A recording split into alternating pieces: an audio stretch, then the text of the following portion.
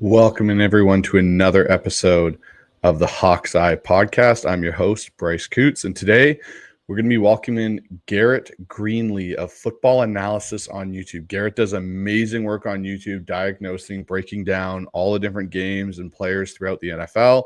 I've had him on prior before. He's one of my favorite guests to talk ball with, and today we're going to dive into the Week One overreactions, the NFC West check-in, Seahawks 49ers game, where there's some red flags, and we'll get in even more in depth on the Seahawks and talk about the game plan and the running back room.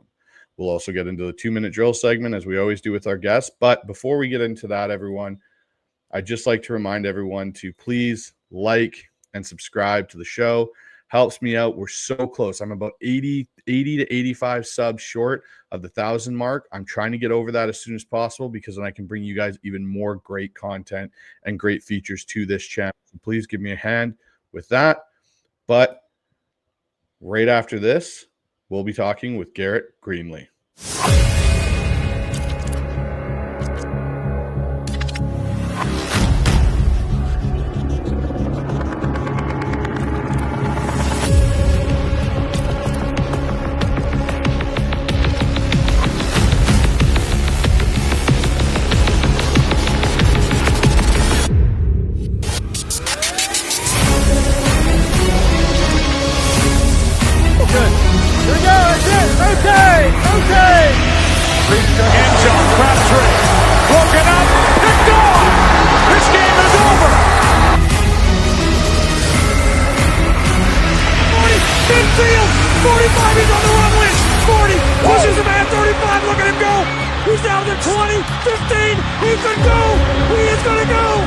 Touchdown Seahawks!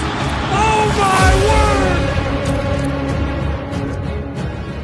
word! Welcome back in, and I have my guest here, Garret Greenlee of Football Analysis. Garret, how are you, man?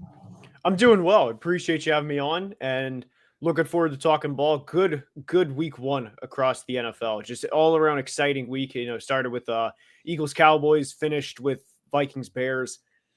All around exciting week one. Yeah, no, it was definitely exciting week one. I liked a lot of the stuff that we saw. Obviously, there were some things that probably as football fans ourselves didn't like to see in certain aspects of certain teams that we thought maybe were going to be better than others. And I can definitely attest to that as a Seahawks fan. But Garret, let's get into this segment, which I want to talk to you about, fact or fiction, week one overreactions in a way, because we both know week one might be the biggest illusion in the NFL, where we see teams that we think are going to do really well completely bottom out and look horrible. And teams we had no aspirations of doing anything look absolutely great, and we start getting on that hype train with them. Who were some, teams that you think were maybe the biggest illusion this week? So I don't think the Dolphins are going to be a playoff team or 11 or 12 win team, but I refuse to think that a team's going to be that bad over the course of a 17-game season. I mean, there was a point. I mean, the Colts had, I want to say, 7 possessions the entire game, and they still held the ball for 35 minutes or 37 minutes or whatever it was. If you do the math, if you have an average time of possession per drive of over 5 minutes, this would be, you talk about the 85 Bears and the 2000 Ravens, 2013 Seahawks, since we're on a Seahawks podcast. This would be like the opposite of that if that were to sustain. So I personally refuse to believe that they're going to be that bad again over the course of the entire season. And I also refuse to believe, simply because of how much talent the Detroit Lions have, I really thought that was a worst case scenario for them. New OC, Frank Ragnow retires. Zeitler leaves in free agency. You also have a rookie right guard, Tate Ratledge, coming in. And the Packers also traded for a Hall of Fame talent level in Micah Parsons, a player that's finished top 3 in Defensive Player of the Year multiple times. You don't know how they're going to use him because you have absolutely zero footage of him on the Packers. So I thought it was a recipe for the Lions to set up to fail. And I think that they are far too talented of a roster to play effectively that bad as they did as an offense in week one. So if I was to flip the script on you, which week one win or loss do you think tells the most truth about their season? I mean, I think this is good for both sides. I think the Ravens and Bills, I watched that game. There was parts of that game for Baltimore. I think we all thought it. I mean, maybe I'm an outlier here, but whenever DeAndre Hopkins made that catch to put him up 34-19, I just kind of looked. I was just, how do you stop this team? How are you going to stop? Derrick Henry was running for everything that he wanted. Lamar's Lamar. I mean, he's a multiple-time league MVP winner. And then later in the game, I went back and actually like watched the tape to count the yards specifically. Lamar was 22 yards behind the line of scrimmage on 3rd and 10 and gains plus 19. Following play, Derrick Henry 46-yard rushing touchdown. That is the definition of a backbreaker. Buffalo did not, in theory, that's the definition of a backbreaker. Buffalo didn't, they battled back. And to me, those are the two best teams in the AFC. So I know Baltimore lost the game. I know it was frustrating. Derrick Henry had a rare fumble. People were talking about John Harbaugh and how he's blown all these leads. But last I checked, John Harbaugh wasn't out there covering Keon Coleman in crunch time. And he wasn't the one fumbling the football. No disrespect to the king. But I think those two teams are the best in the AFC. And I know the Ravens lost, but I think that was an AFC championship game preview. That's how I thought watching that game. Is I thought this is going to be what we're going to see come late January. It's either going to be in Baltimore, it's going to be in Buffalo, depending on who ends up with a better record now at this point. And I can't wait to see Lamar and Josh Allen duke it out again, because as much as I loved watching Manning and Brady in their era, the thing about them that was so great to watch was the cerebral side of the game, like the chess match that was going on. With Josh and Lamar, you get a bit of that, but you also get this you don't know what rabbit they're going to pull out of their hat next to make some unreal play. And Josh has done it in the past, and we've seen it, and we've seen Lamar do it. The thing for me with the Buffalo side of things is their defense has to get, I think, a bit more sound in what they're doing schematically. It looked like there was a couple busted coverages in there that, something for a Sean McDermott defense isn't normally a norm. So hopefully they can get that kind of dialed in. But this is what the last part we'll talk about in this Fact or Fiction is: which fan base is going to regret celebrating or panicking the most this week? I would say the Pittsburgh Steelers, just because Aaron Rodgers, 34 points, 4 touchdowns. It's the first 4 passing touchdowns game for a Steelers quarterback since Ben did it in 2020. We're going on 5 years. It was November of 2020. Steelers fans, I think over the past couple of years have kind of reeled it in, just because they've gotten the 9 wins, and then their season has unfortunately been pretty much over after that. They got to 9-8 last year, and they lost 5 in a row. They lost 4 straight in the regular season. They played really tough teams. It was something like Baltimore, Philly, Kansas City, Cincinnati, and then Baltimore again to end the year. That's about as tough as a 5-game stretch you're going to have. But I think they're reasonable. So I would say a team that, I'll give you another one here that would probably need to reel it in a little more.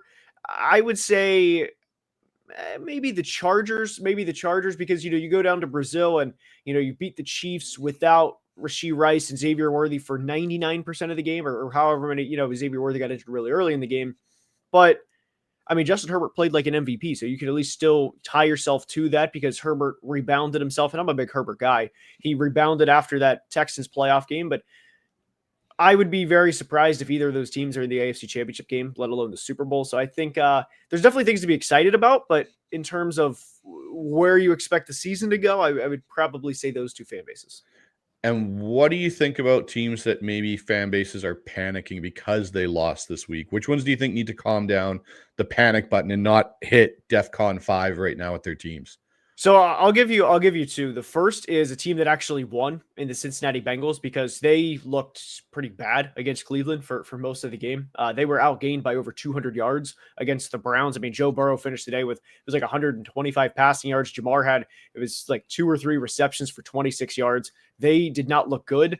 There was a play where, I feel like if you have one thing going into the game, and I know obviously that, plays happen at the snap of a finger and things, change on the drop of a dime. But there was one play where Myles Garrett kind of looped around on a stunt and absolutely drilled Joe Burrow. And I feel like if you were a Bengals offensive lineman, if you let somebody run free, that's fine as long as it's not number 95. The Bengals escaped. They escaped with that one. But for a team that lost, honestly, I would say that the Chiefs, they can get a little, the fan base can get a little reactionary at times to things. And that comes with the territory when you win 3 Super Bowls. But they'll be fine. They're still the Chiefs. They're a really good team. To count them out after one loss would be a little overreactionary. But I think those two teams would probably be the answers to that.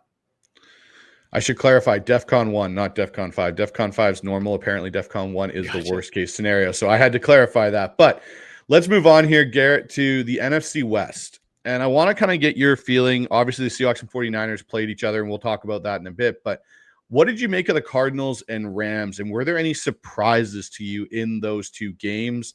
Obviously, the scores were kind of interesting, given, I thought the Cardinals might have had an easier time with the Saints team that couldn't really figure out their quarterback position most of camp. And the Rams, really, their offense is what surprised me at how much they struggled in a lot of ways with that Texans defense. So what were your thoughts on those two teams in this NFC West? Yeah, so with the Cardinals, first and foremost, I mean, look, they played a team that, I mean, everybody doesn't think is very good. And the one thing that I do want to clarify with the Saints or emphasize with the Saints is I don't think the Saints are going to win the division. I mean, I don't think anybody at least legitimately thinks that. But I think there's this belief that the Saints are this pushover team, and they're not. They have a really good offensive line.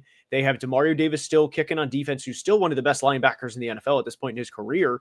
And they're not this just hodgepodge team that's going to stumble to the line with a 2-15 record. I mean, they will compete every single week. They can run the football. Alvin Kamara is still, as far as I'm concerned, good. And as long as Spencer Rattler doesn't give games away, they're going to be a tough team to beat. Now, having said that, I would have liked to have seen the Cardinals kind of secure the game before the very final play. And Budda Baker made one heck of a play to knock the ball out with Jawan Johnson with the game on the line. So there's definitely things to clean up for the Cardinals aspect. I also would have liked to have seen the pass rush get home a little more, considering how much they have placed an emphasis on, whether it was Walter Nolan, whether it was Josh Sweat in free agency, even Darius Robinson last year, just for reference in terms of how many, in terms of how much assets that they have, invested in the defensive line over the past couple of years. So that's definitely going to be something to pay attention to. And for the Rams, I wasn't surprised that this game ended 14-9. I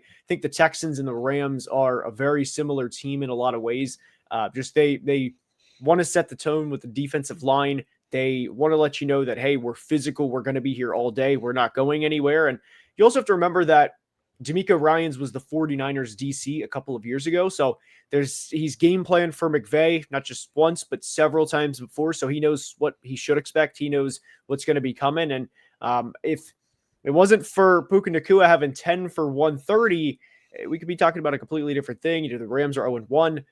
But within even to go back to the quarterback discussion, I thought Matt Stafford looked really good despite having all of the concerns and all of the dialogue regarding Stafford this offseason, because nobody knew if he was going to play and how effective he would be when he would play. Is he going to be a 37-year-old statue? Is he going to be a shell of himself? But I thought Stafford answered a lot of questions within week one as well. And then the defense, the Rams defense is the Rams defense. I mean, that is a very, very good unit.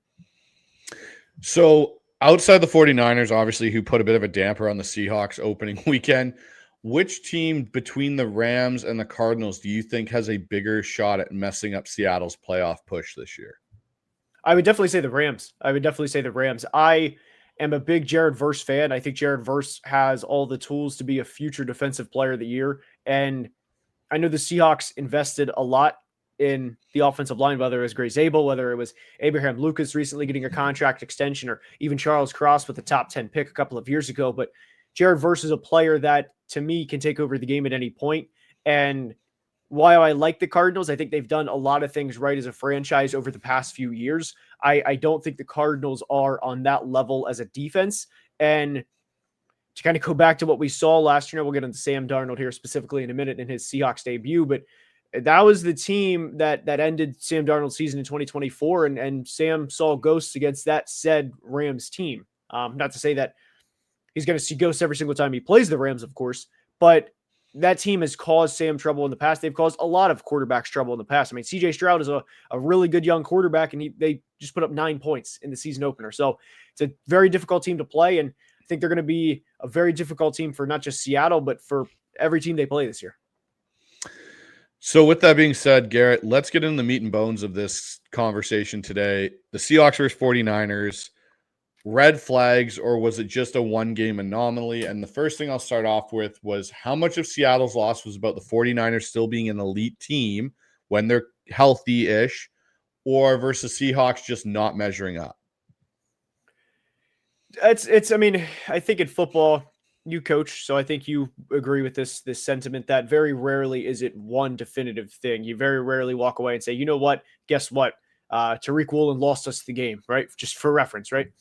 But there were a lot of things from Seattle's aspect of things that are fixable and things that should be changed moving forward. I came away from the game pretty disappointed with the play call selection for Sam Darnold, and I was also disappointed with the fact that there were 16 completed passes within this game. Jackson Smith-Njigba has 9 of them, and the next Seahawks leading receiver had less than 20 receiving yards. You're not going to, I mean, whether you're playing the 49ers or you're playing whoever finishes with the number 1 pick, you're not going to win many games like that. This isn't Madden where we just, spam the best player and say, hey, go, here's 300 yards. Good luck and defend him. So I was really underwhelmed with that. And I'd be curious to hear where you stand at this, but I was also just underwhelmed with the running back duo as well, with, Kenneth Walker averaging 2 yards per carry. It was, I just came away underwhelmed with Charbonnet and Kenneth Walker, and what I was hoping would be the start to something we're going to see, though I do want to preface the fact that San Francisco made it a huge emphasis to stop the run this offseason with some of the moves they made. So credit where it is due. But I did come away definitely disappointed with the play call selection for Seattle's aspect, and then also the execution aspect within the run game. Yeah, we'll get to the play calling stuff here in a bit, Garrett. But with the running back point that you just brought up, I was underwhelmed and frustrated by how both Charbonnet and Walker looked, and I didn't see much sense in the rotation. Like, you'd get moments where Charbonnet would start getting going, and you could see him starting to really chip away, and then all of a sudden he's out of the game, and they're putting Ken Walker in the game. And it's like they don't really have a plan or an understanding of how to use the two of them cohesively together as a 1-2 punch. It's more of a, oh, well, this seems like a good opportunity. At least in this game, this seems like a good opportunity to put K9 in the game and take Charbonnet out, even though Charbonnet is finally getting in a groove. And the thing I'll say is, when you look at this scheme that they're running, the wide zone, and what Mike Shanahan and Gary Kubiak made famous with those Denver Broncos teams, and even goes back to Bill Walsh and Mike Holmgren in those 49er years, there were certain running backs that really worked well in this system. And they're guys that can read what the blocks are being laid out in front of them and stick their foot in the ground and get north-south as quickly as possible.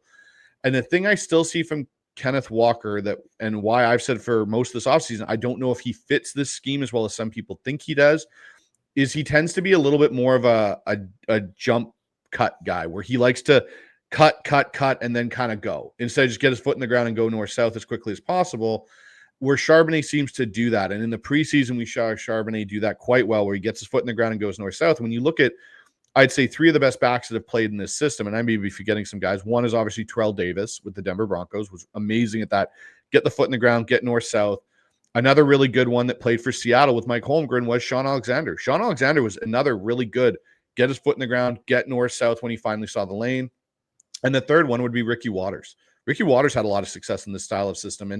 And so when I'm looking at Seattle's running game and the way they deployed them and just the fit, I see less of a fit for Kenneth Walker than I do for Charbonnet. And I wonder going into this week if they don't lean more into Zach Charbonnet and give him a more majority of that load and start really trying to figure out, okay, how do we actually properly get K9 involved in this, rather than just trying to make it this, yeah, this seems like a good opportunity, let's throw him in there and go, because it almost seemed to stall out some of the drives when they did that. I'm with you. And that was one of my, I mean, I'll be honest, back in the 2023 draft process, I do want to big time clarify here. Zach Charbonnet was my favorite running back prospect in that class. That does not mean number 1. I had Bijan and Gibbs, number 1 and 2, Charbonnet 3. But why I loved the idea of Zach Charbonnet was, in some ways, he kind of reminded me of Arian Foster light, if you will, just his ability to, once he hits that hole and once he gets that foot in the ground, if we're running to, behind the right side, and once he gets into that wide zone, his ability to just plant and then go back, and that the agility that he has, I love that. And what I loved about Charbonnet was, for as thick of a player as he is, he has really, or not really loose, but really good hips to be able to maneuver and to be able to cut back against the grain and to be able to, whether he's reading the first, second, third, or, all the way to the backside of the play, the fourth read within the play, he has the hips to be able to make those plays. And I think you made a really great point with Kenneth Walker, where he's not that type. I mean, Kenneth Walker's not the type of running back. He's more of, more of a gap scheme running back. And you can kind of see the difference between the two. And that's one thing that I do think is fixable over the course of, they're not, I mean, at least I wouldn't hope that Kubiak would kind of just try to fit a square peg in a round hole for the entire season. But these are things that, you played one game against a defense under Robert Saleh that I expect to significantly improve from what we saw last year when they were led by Brandon Staley, defensive coordinator. And that's one thing that, it was a tough matchup in week 1 for Seattle. And I think that, again, they will improve over the course of the 25 season. And the one thing about Kubiak is he's not, he's not dumb. He's not just, hey, let's just keep trying this. But I think it's also worth noting that the Steelers just allowed over 180 yards on the ground. Granted, they play Justin Fields, who's going to be more of a rushing threat than Sam Darnold will be, but they don't have Derek Harmon, their first round selection from Oregon, and Cam Hayward, I think, is still a wild card at this point in week 2, because how much was he, not that he wasn't working out, but you talk about game shape and really being at everything. I think it would be fair to say that he's still not 100% Cam Hayward, at least right at, entering week 2. He might be by week 10, but I think that that's a reasonable stance to come to, that Cam Hayward is probably not going to be the player that he will be in 2 months. So I think there's that the Steelers game is going to be a lot more beneficial or opportunistic for Seattle to get the ground game going in week 2. I really agree with you on that. And so this is the other follow-up I've got to this, Garrett, is do you think this game exposed potentially Seattle's ceiling in some respects, or is it just week 1 rust and not fully being cohesive yet as an offense, or do you think there's some issues with this offense long term? I would say no. I would say no, because a lot of these things that we're talking about, whether it was the consistent screen plays, I mean, their leading receiver had their second leading receiver had less than 20 receiving yards. And what I would say about Sam Darnold is the player that we saw last year was not the player that we saw for most of Sunday. And we saw Sam really unleash it once late in the fourth quarter, game on the line, less than 2 minutes to play. He hits that whole shot to Jackson Smith-Njigba for a gain of 40 yards. And I was kind of like, where was this all game? Maybe let's not keep throwing to AJ Barner, no disrespect. Let's spread the ball out. Let's get Cooper Kupp involved. Let's try something else when applicable. And that was what frustrated me. So if you want to say team ceiling in the sense of coaching severely limiting what this team can do, then I would say yes. But in terms of the actual ability, in terms of maximizing and setting your players up for success, absolutely not.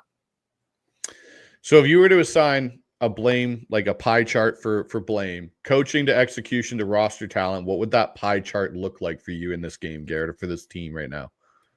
All right, so let me think out here. Coaching to execution to roster talent. So I would, the roster talent's really good. I would probably have it be probably like 70-30 would be somewhere. I mean, the thing is there's definite, I mean, players don't play perfect games, but especially, like we said with Tariq Woolen, that's an entire thing.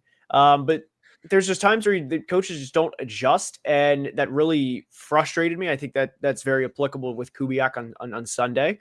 But there's also plays that weren't made either. And I know Abraham Lucas signed a contract extension. Good for him. Congratulations, of course. But that play at the end was Nick Bosa being Nick Bosa, who is one of the best defensive players in the league. That's going to happen.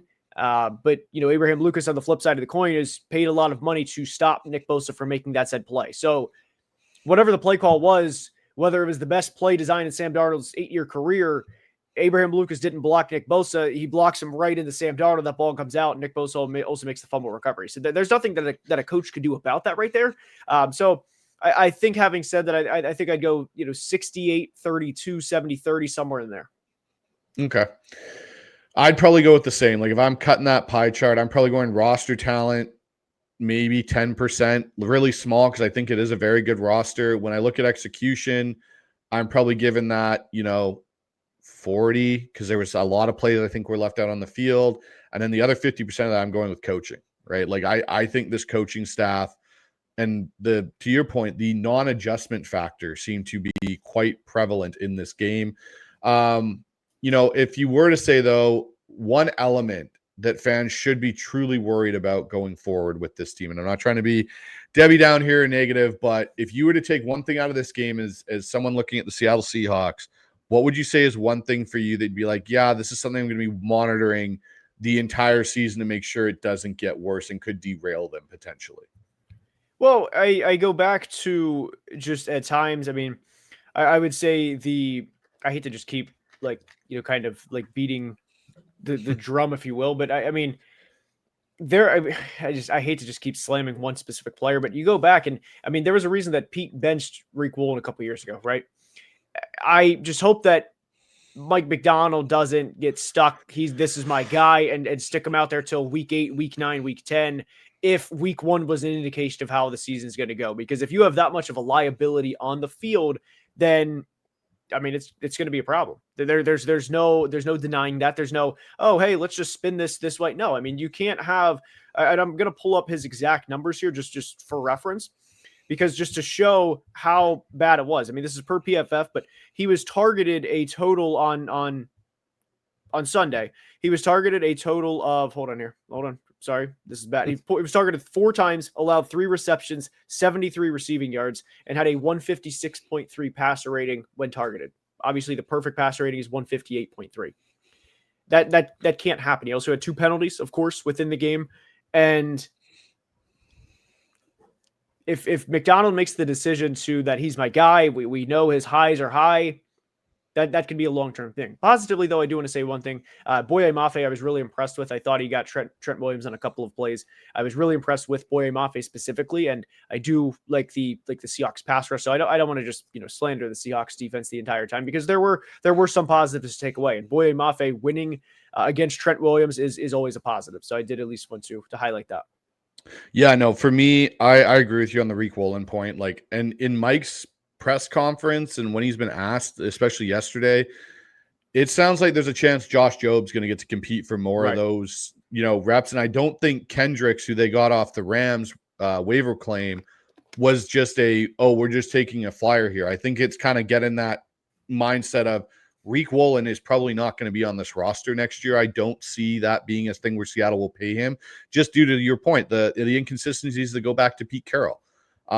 The other thing for me that I'll kind of touch on besides Mafe was Mafe looked really good to me, and so did Derek Hall. Derek Hall had that one rep where he bull rushed Trent Williams into Brock Purdy. Would have been a sack. Lo and behold, Rick Woolen gets called for illegal contact, wipes that play out, and the 49ers continue on their merry way down the field to a scoring drive. So it's things like that that's just so frustrating. I also thought in this game, and I don't think this is going to be a long-term thing, but Devin Witherspoon struggled to me in this game quite a bit for being a guy that I think at some point this year could work his way into being in the conversation as a top 5 corner. He really struggled in this game, I thought, in some of the more fundamental things that we've seen him be really good at. He definitely, I think the Nick Eamon worry and him getting injured really threw that defense's game plan kind of out the window, and it kind of was adjust on the fly. So I think those are a couple things, but let's talk a little bit more about Klint Kubiak here, Garrett, and kind of, to the point of the title here, did Seattle play it too safe? Like, was Klint Kubiak too cautious to an extent, or do you think it was like a calculated choice against the Niners defense? Because Kyle Shanahan knows him, Robert Saleh knows him, and what he wants to do. Like, to your point, like, let Sam Darnold throw the ball around to a couple other guys, but put the play action in there, run the ball, do a lot of the things that make this offensive scheme work. It seemed like he almost backed off of that and went to the screen game and just, it almost like they were they were afraid of playing the Niners with their full offense going. Like, what did you see from your perspective? That's the biggest thing is there was this, like, are we going to outsmart them by getting too cute with it? Hey, we know we're an outside zone, or just for reference, right? Like, let's say we're an outside zone team. Everybody knows it. Are we going to play to our strengths, or are we going to try something else entirely that we haven't done all year in the first round of the playoffs just to shock them? And I don't know what the game plan was, but it's or what the concept was heading in, but I didn't like the execution of it. I didn't like what we saw out on the field. And Sam Darnold last year, again, you don't accidentally finish 10th in MVP voting. You don't luck into that over the course of a season. You can luck into a 300-yard game. You can have one of those. You can have a 3 passing touchdown game. A defender might fall down. You don't luck into 35 passing touchdowns and over 4,300 passing yards and win 14 games as a first-year starter, right? Why we have Sam average 6.5 yards per attempt, go 16 of 23, not play to his strengths. And after the game, there's criticisms of Darnold. What did we pay all this money for? But where was Darnold supposed to go in some of these plays? I mean, I thought when Sam was kind of given more with the room on the leash, if you will, I was looking for the word, but whenever he was given more on the leash, he made plays. I mean, I go back to seeing the tip of the iceberg, and I look at that big play with Sam Darnold, game on the line, to Jackson Smith-Njigba. That's the play that I'm going to be going back to in week 1 and as we enter week 2, where, the narrative of Sam entering this year was, hey, he wets the bed in big games. He did it last year, week 18, the wild card round, and there was a chance for him to have a game-winning drive. Unfortunately, Nick Bosa made a great play, but the opportunity was there, and I was rooting for him. I was really hoping that he would get the game-winning drive, and he almost did, but where the letting Sam Darnold cook or letting him expand the playbook for the first 58 minutes, that frustrated me too. That's all there is to say. I mean, if you take that completion away, we're talking about 22 passing attempts for 110 yards. So I mean, you're not going to win like that. No, you're not going to win like that. And the thing for me that it felt in some respects with that, with Klint Kubiak was, what Sam does well and what the teams that have played Seattle in the past have not seen a lot of, which is play action. It was gone. Like, this looked like, it honestly felt like to me Ryan Grubb was still calling plays for the Seattle Seahawks. There was no sequencing. It was like a Rolodex on a cue card of Rolodexes. I like this play. I like this play. There was no real cohesion of things making sense and matching up together. So the other thing I'll ask is, we talked about JSN getting 9 of those, targets and catches out of that, completion number for Sam for 124 yards. Like, yes, I think it's really great that they leaned on JSN, but to your point, you can't do that every week. You can't have it where JSN out of 23 attempts is getting 9 catches out of those and everyone else is kind of sporadically splashed in there, when Cooper Kupp is a very good receiver. And a lot of the talk out of camp this year and what I saw with my own eyes there was Cooper Kupp looked really good. Right. It didn't seem like Sam Darnold or this offensive game plan had any point of featuring him in any of these plays, really. I'm with you. And that's, I walk away from this game. Seattle's 0-1 on the year, and they shouldn't be. This was a game where they easily could have, they forced multiple turnovers. They were in a position to win. They should have won. And this was in a game where they also had, less than 100 yards as a team because they couldn't effectively run the ball as much as they wanted to, rather. That's what I meant by that, by the way. But they couldn't run the ball as much as they wanted to. And there was also mixed strategy within K9 and Charbonnet, and holding Sam's hand for, nearly the whole game. A lot. The positive spin on this is that everything is fixable. That's the positive spin, because play calling can get better. We can spread the ball around. That can get better. But this is definitely a game that I look at and think, especially with Jake Moody missing field goals, the opportunities were there to capitalize, and they didn't. So you're going to the Pittsburgh cross-country trip. That's tough. But we'll see how it goes out. But this was a game that I thought Seattle very easily could have won. So I've got to ask you then, since we're on coaching and we're on game planning here and stuff, what did you make of the 4th and 1 decision by Mike Macdonald not to go for it after getting that interception from Josh Jobe? They were running the ball effectively outside of one run that went for -1 yards, which again, that mix and match of Charbonnet and Walker, Walker was doing well. Just let him go. Don't throw, even though Charbonnet went for 7, you kind of threw the rhythm off, threw Walker back in. He went for -1. You get that completion to Kupp on the out, and it's 4th and 1. What did you make of, Mike McDonald's come out and said, well, my chart sheet did say to go for it, but he kind of bet on the defense and himself and that side. Like, do you take that as still being, not fully comfortable as being a head coach in those decision-making moments? Like, what did you make of them not going for it there and trying to ice the game and kind of stomp on the throat of the 49ers and just finish it off?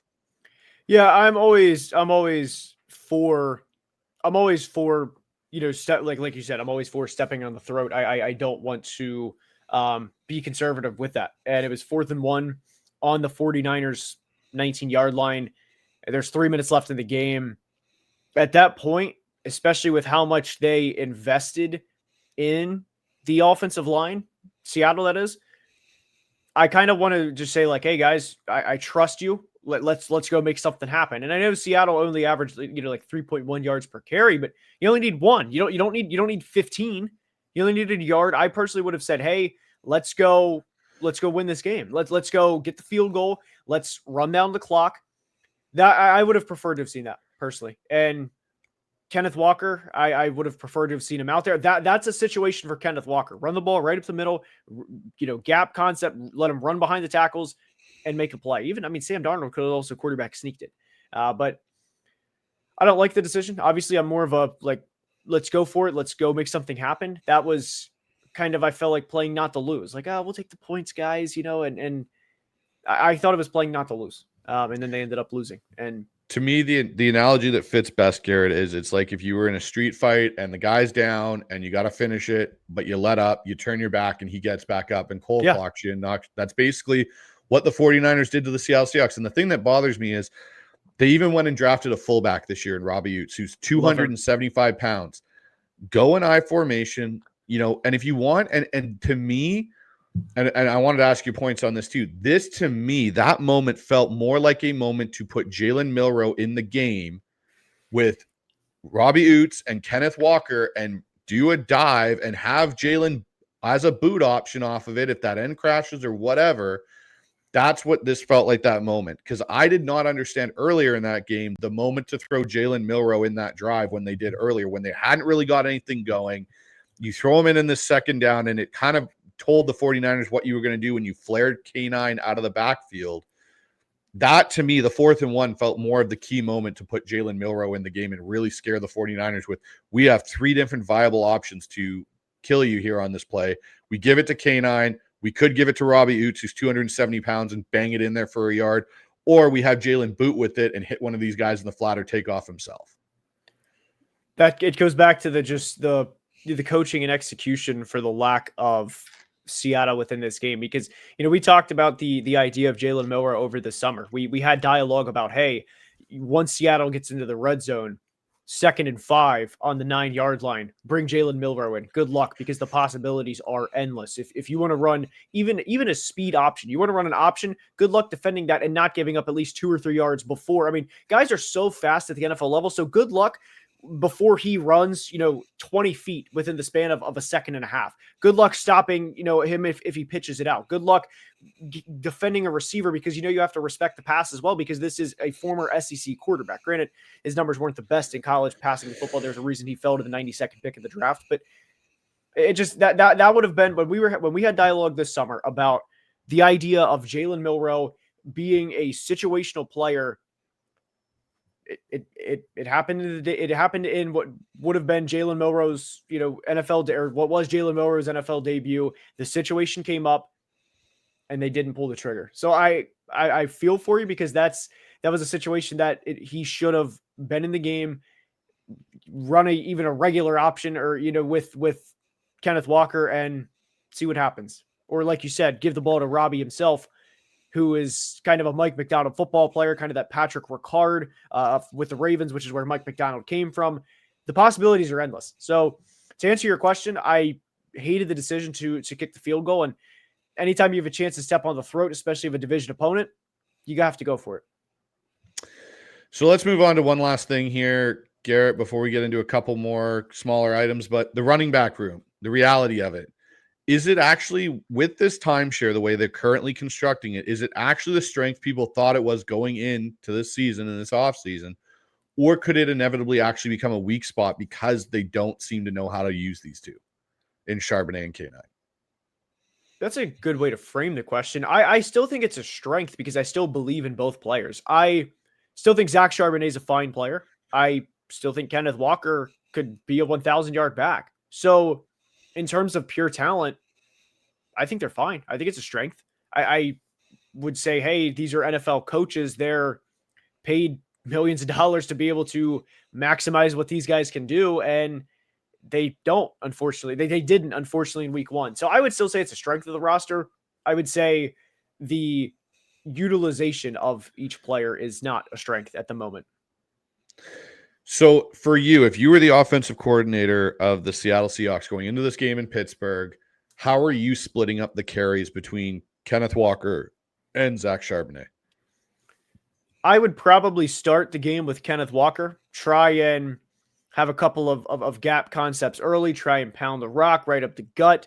And then even with him still in the game, run a couple play action. You know, if I'm having my scripted plays, I'd like to get Kenneth Walker at least 3 or 4 touches on the first drive, really get him going and hit Cooper Kupp on a play action concept, just to, you know, have him run a, you know, like a corner route, see if we can get him the ball in stride, pick up 12 or 14 yards, keep it going, keep moving the sticks, and pick up 4 or 5, and, you know, in a cloud of dust with Kenneth Walker and pound the rock down the field.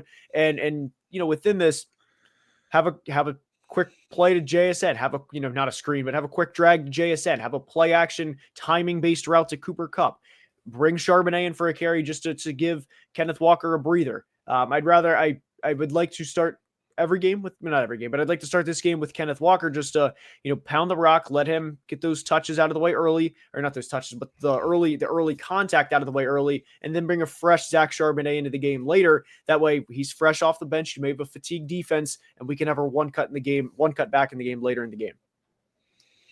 I'm on board with that. Like, for me, it's really funny because a lot of Seahawks fans for the longest time thought Kenneth Walker was more fit for this scheme and Charbonnet was more of a gap power runner after what he did in Arizona last year when they kind of went to a full gap power scheme with LaMea coming in. I tend to believe now, if you look at Zach Charbonnet's college tape going from Michigan, going to UCLA, he fits more of this scheme. And Kenneth Walker, actually, if you look at his Michigan State tape, fits more, to your point, that gap power, where if he goes downhill and then can break after that, he's a lot better than actually allowing him to choose his lane, because he almost gets too indecisive with that and doesn't know where to go necessarily. So the next thing I'm going to bring up here, Garrett, just before we get into a couple others, is QB play. What did you think overall in the NFL of the overall week 1 QB play? I feel like it was Dr. Jekyll, Mr. Hyde. I feel like you had very high highs, and then I feel like there were also pretty low lows too. I will say I thought Geno, who's now a Raider, I thought Geno played really well in New England. He had one I would say really bad decision. That was the interception. But I thought Geno was slinging the rock. The velocity on Geno's football still at 35 or 35 years old is still incredible. Jacoby and Brock each had over 90 yards. Brock went for over 100 yards in this game. I was really impressed with Geno. I also was really impressed with Dak Prescott as well back on Thursday night. And I know the stat line doesn't necessarily back that up because he had like sub 200 passing yards, but I thought Dak did a really good job of putting his guys in situations to succeed. My guy, JJ McCarthy, not to brag, but he had a good fourth quarter. But Josh Allen, Lamar, those two are on a different level entirely. Those two, we saw the game Sunday night. You watch a game with a quarterback that's not Josh Allen or Lamar, it's like they're playing a different sport. So I was really impressed, but I with several quarterbacks this week, but I also thought it was kind of Dr. Jekyll, Mr. Hyde, where for every high we had, there were a lot of low lows across the league too. So the last thing I'll ask you about Seahawks related stuff here, Garrett, is keys, in your opinion, for the Seahawks to beat the Steelers on Sunday. What are 3 keys for you? I would say the first is to establish the run and legitimately establish the run. So figure out who we are and which back we're going to utilize in which situation, because the Steelers defensive line is not 100%. Now, Keanu Benton is a really, really good player along the interior, but Cam Hayward's still not 100%. Derek Harmon is their first round selection isn't out there. This is still a really good defense, but figure out how we're going to attack the defense and go from there within the run game. I would also say, hey, We gave Cooper Kupp a pretty decent contract in free agency, so definitely get him involved as well. And to be honest, I think I wouldn't purposely phase Jackson Smith-Njigba out. That's not where I'm going with this, but I would definitely make it a priority to first 2 or 3 plays. If Jackson Smith, if JSN's open, he's open, right? But let's try and get somebody else involved so we have a 20-yard receiver this week within the first drive of the game, so we don't have to worry about Sam Darnold having 110 passing yards late in the fourth quarter, right? So I would definitely make it a priority to get either JSN or Torrey Horton involved for that matter too. I was a big Torrey Horton fan this pre-draft process, but I would say those two. And then figure out where number 90 is in every play. Send ship help, double team him. Do not put Abe Lucas in a situation like he was in with Nick Bosa last week. And by the way, you talk about situation or just tough draws. Abe Lucas starts the year with Nick Bosa and TJ Watt. That's about as tough of a draw as you're going to have. Yeah, no, that is not the easiest draw for sure, and it's definitely going to be the things that I look for with Seattle, is especially as they establish that run and kind of go for it, because the O-line to me as a whole in this game did not look horrible. It actually looked like a unit that could come together and be above average for once and not below average in the NFL. So no, those are some great keys, Garrett, and I definitely think those would help the Seahawks. But the last thing here, Garrett, before I let my guests off the hook, is I like to do the 2-minute drill. And so it's a segment. I will fire 10 rapid questions at you. I just want your instant response and answers. And so we'll get into the 2-minute drill right after this. Set, go!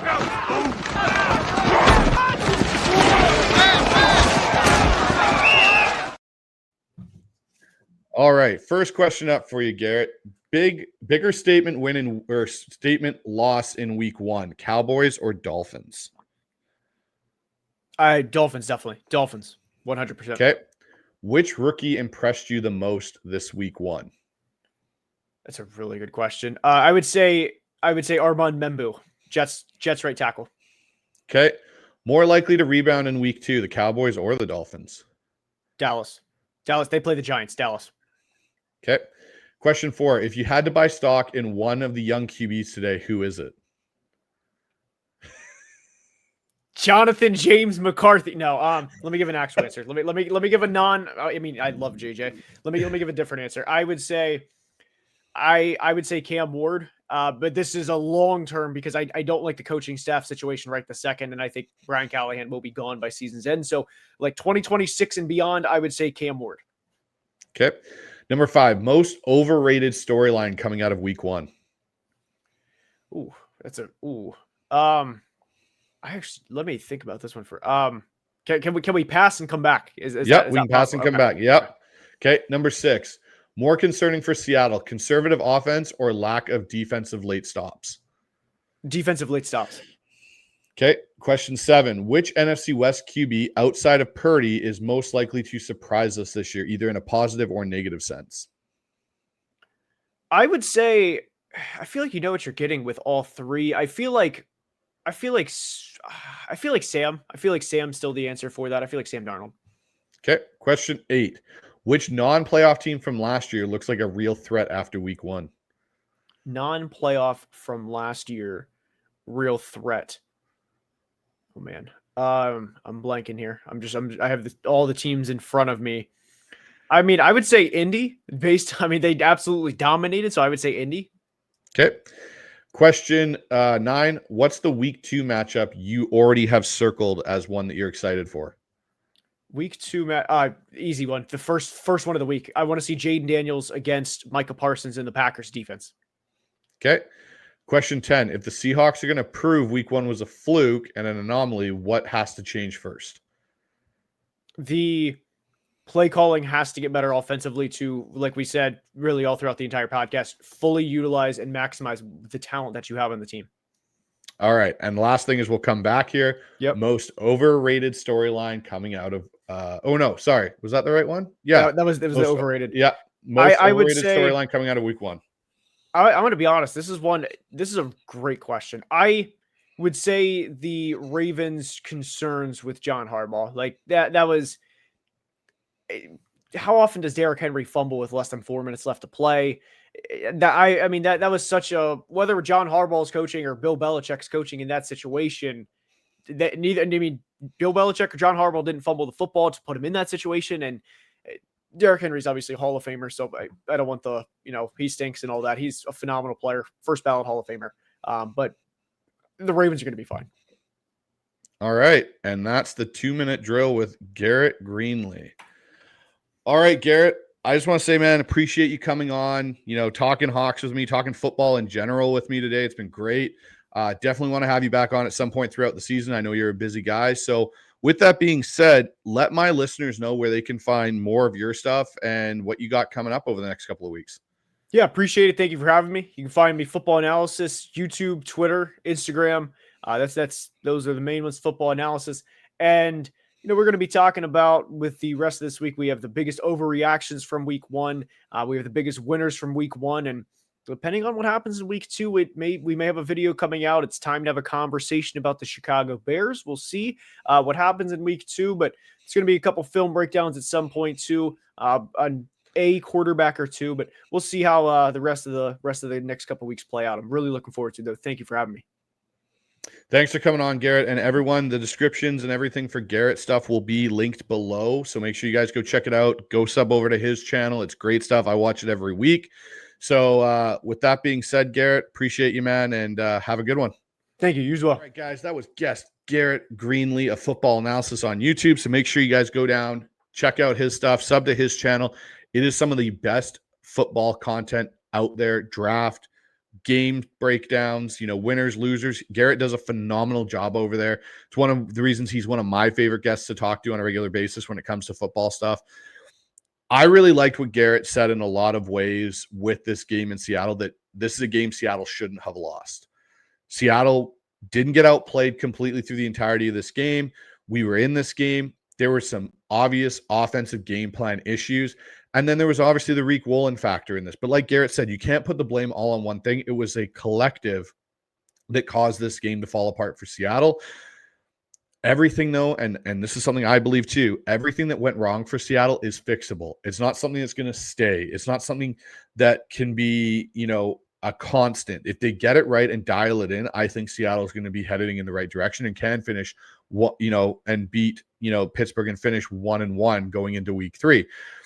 So with that all being said, guys, don't forget, I got more content coming up this week. So with that, we've got Curtis Allen coming on the show, talk Pittsburgh Steelers, that matchup, what his overall thoughts are of this matchup, even though it still stings. We'll get Curtis's couple of opinions. I've got a Hawks Film Lab coming out with Dan Viens on Friday, so make sure you tune into that because we're going to be looking at a lot of these pass plays from this past weekend. Were there other guys open? What would the design of some of these plays? What did the 49ers play in a lot of their coverage? Was it a lot of man? Was it a lot of zone? Did they mix and match? How much pressure did they bring? We'll break all of that down. I will also have all 22 films on the show as well to do a breakdown of Seattle's running game with me and where Seattle failed in their running game this week. So a lot of analytical stuff, a lot of film breakdown stuff coming this week. And that's some of the stuff you're going to get to expect from this show during the season, along with guests like Garret coming on and just talking all things around the sun about the Seattle Seahawks. So guys, with that being said, appreciate you as always. Don't forget to like and subscribe to the channel. Help me get over that 1,000 marker there, guys. When you're able to do that, it'll make everything so much easier for me to get you guys more content. Appreciate you as always. And with that being said, go Hawks.